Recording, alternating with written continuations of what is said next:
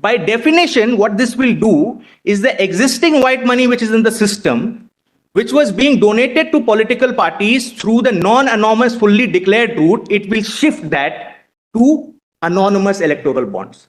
That's more or less the scheme of the architecture of the electoral bond scheme itself. Because we are the only political party before your lordships. And my lords, despite being a ruling party, my lords, we have taken a principled stance not to, my lords, accept any electoral bonds, and we have not taken a single rupee of electoral bonds in the last 5.5 years. At, if I may say so, my lords, at much cost to us. My lords, there are 3 submissions, my lords, I'll try to make very quickly. My lords, first, the report of the ADR, it says that your party has got some electoral bonds also. No, that's because they gave us this thing. We have just given the detail because they asked when your lordship's order, when the order was passed that every party has to disclose details. So we would have just responded saying that we have not taken any electoral bonds. There's no question of taking any. This is a principal stance. We have not taken any. Plus the first submission I intend to make plus 3 submissions. Because the first submission is that the architecture and effect of the electoral bond scheme is not to reduce black money, but to reroute non-anonymous banking channel funding to anonymous electoral bond. Please repeat.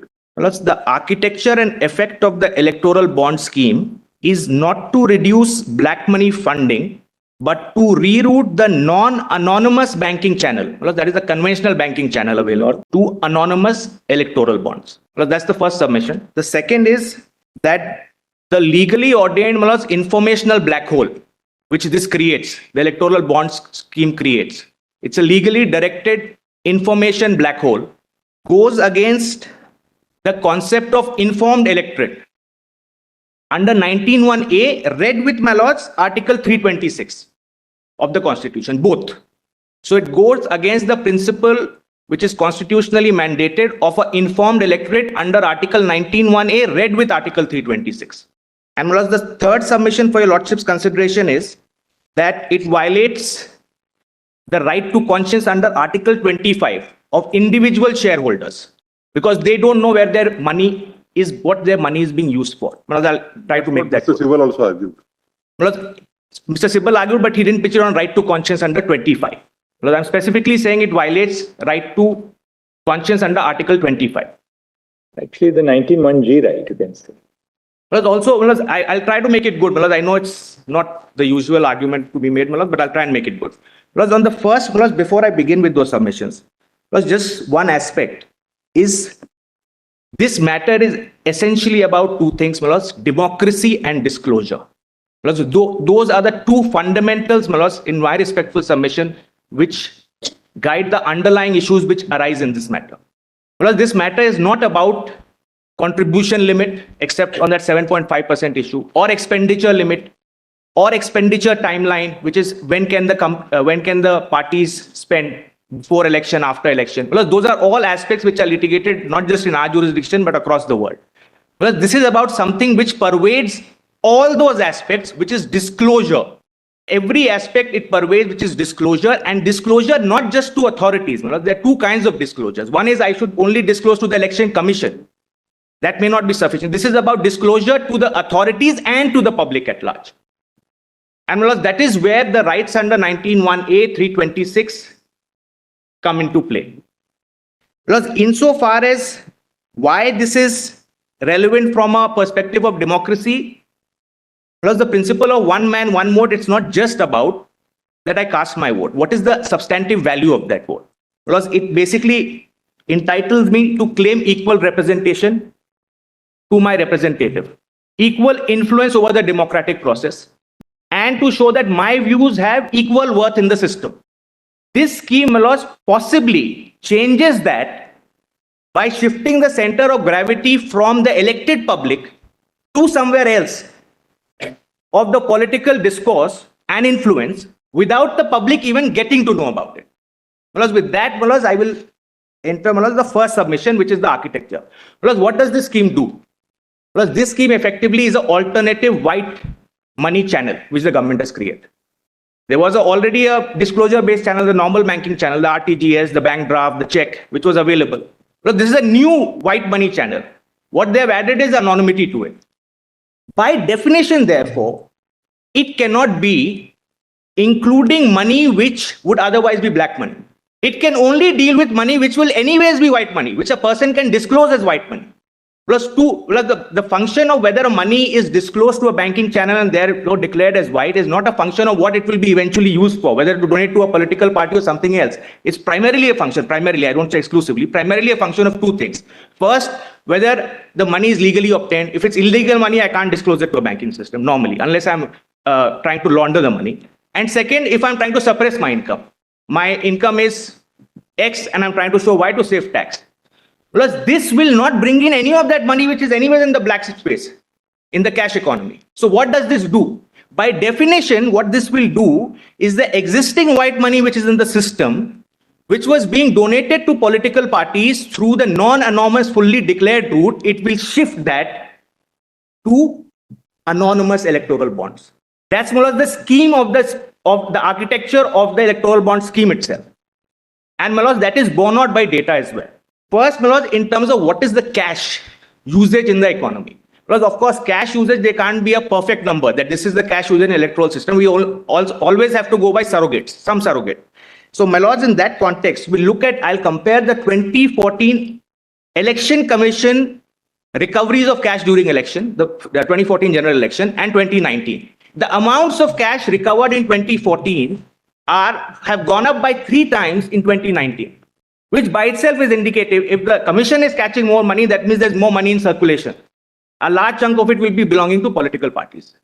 To the extent that cash is used in the elections, maybe this will show that. So, Malas, that's a limited extent. I agree. I'm grateful to my Lord. We ought not burn that. So, Malas, my point is that cash can only increase. Cash cannot be controlled by definition by this scheme.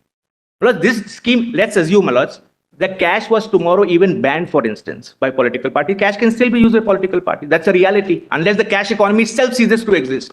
So this scheme, because I'm trying to meet the argument which is in support of the scheme by the union right since the beginning, including in their affidavits, that we are trying to transfer what is there in the cash economy into this. My submission is that is just not possible given the nature of this scheme. In fact, it's not possible unless even if you bar prohibition, even if you prohibit it, you possibly can't do it unless the cash economy itself ceases to operate, independent of political parties. So that is really a red herring argument is my submission for your lordship's consideration. The argument of the other side on that is they are trying to experiment. If it is possible, they can do it. If they can wean away from the cash. So they not really cut. We can't say that the attempt should not be made or experimentation should not be made. So, but what if it were to primarily impact the other side which was already being disclosed? So what's happening now is you have 2 channels, anonymous cash channel and anonymous banking channel. So what the white and the black channel are anonymous now. My submission for lordship consideration is this. There was earlier a black channel, the cash channel which was there, which needn't be disclosed, etc. Now you have created an anonymous white channel. So both are anonymous. And this is at the cost of only one thing, which is disclosed white channel. Because I'll try to make that good. I'll try to, even through data, I'll try to make that good because we have the benefit of 5 years of operation of this scheme. Well, that's the benefit we have. So what's the impact of it?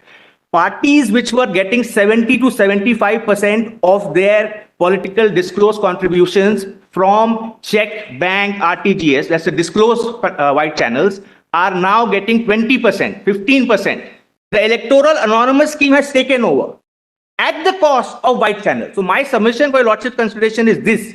It's not to attack the black money. It's actually to attack the white disclosed channel. And that's the actual impact as well of the scheme. And Mulaz, I'll just place the data and then Mulaz, I'll go to my next point. Mulaz, what we have done, we did an exercise. What we have done, Mulaz, at 29 seats, every party gives a contribution report above 20,000. Above 20,000 they're required to. Mulaz, we collated the last 10 years from 2013 onwards, all the reports. These are list of donors who came. That's right. So from each of the list, we have taken all the list of donors and it says against that, for instance, it says check number, DD, etc. Correct? My laws will have the first cash entry in this one is at 5553. That's less than 2,000. No, it's more than 20,000. Plus more than 20,000, you have to disclose whether cash or check. Either way, you have to disclose. That's the statutory requirement. 5553. Look at 153. Serial number 153 in that chart. Some Mr. VV, 1 lakh cash. So, Mulaz, what I have done, Mulaz, each entry we have added up for two largest political parties for 2 years to get the numbers, because there was no other way to do it. This is not information available in the public domain. This was the only way to do it.